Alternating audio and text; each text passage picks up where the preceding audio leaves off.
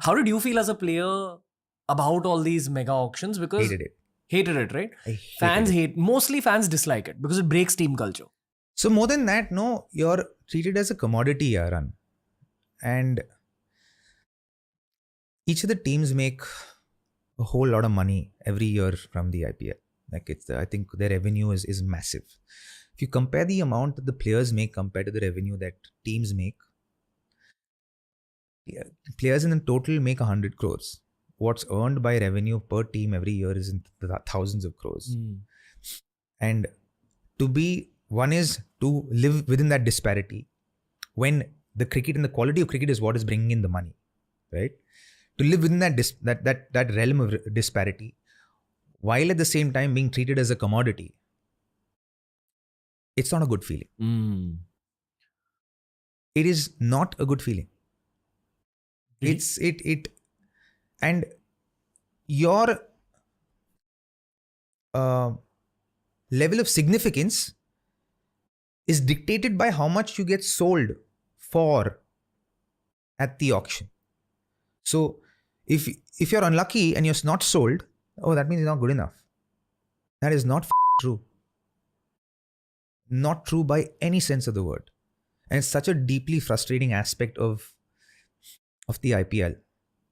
I wish it was a more respectful method. There was a more respectful method of actually conducting, players being distributed to different teams. A draft is a very nice way, a very respectable way of, players going to different sides. Do you think the IPL will ever actually adopt this NBA style model? I hope so. I truly hope so. Because if otherwise, we'll reach a point of stagnation and then we'll go to devolution. We'll devolve as because it's if you're stagnating after a point, then you're not evolving, man. You're just going backwards. The draft in the NBA is such a beautiful system. Exactly. Where the bottom teams get the first few picks. And we are the most picks. cerebral people in the world. Like I'd say we have more brain than brawn than the rest of the world, right?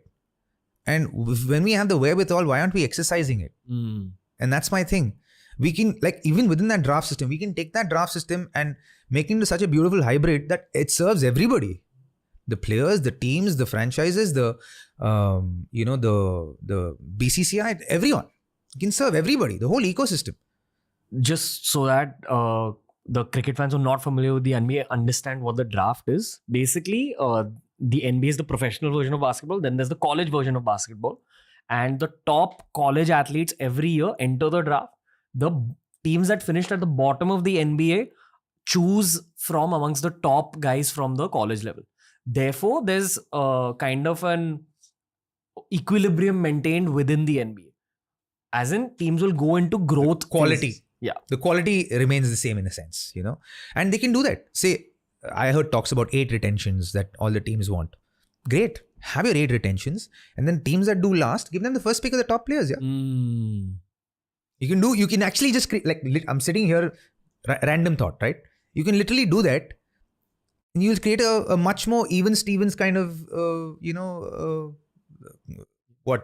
draft. From a fan perspective, it's very frustrating to see only 4 players are retained. And then your favorite players go to like these other randoms. Yeah, I hope, and I truly hope that it changes. And I hope it moves to like an 8-player retention that would make us much more, and that would actually be a much more solid core that can have longevity and time with a franchise. And I truly believe, like, a lot of these scouting players who are scouted, like Mumbai Indians scout, KKR scout, CSK scout, all of these teams that scout, RCB, all of these teams that scout, they should have first right of refusal with these players. Because if you've scouted someone, say for example, Ankrish Raghuvanshi, who plays for KKR, was discovered here 4 years ago, right? He was literally kept under wraps so that nobody sees him. And that's the only way KKR could pick him. Right? You shouldn't go to stealth mode for the hard work that you're doing.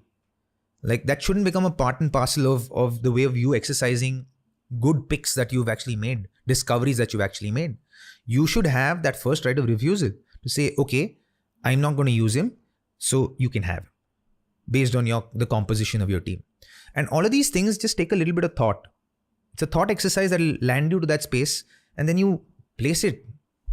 But that's not done. There's too much momentum with the old systems of the IPL, and We don't like breaking away from it. We don't, and it takes a long while I think even for T20 to happen here, the IPL to happen here. Apparently, the IPL is ready in 2000. The concept came alive in 94, 95 apparently, and was introduced was spoken about for the first time in 2000.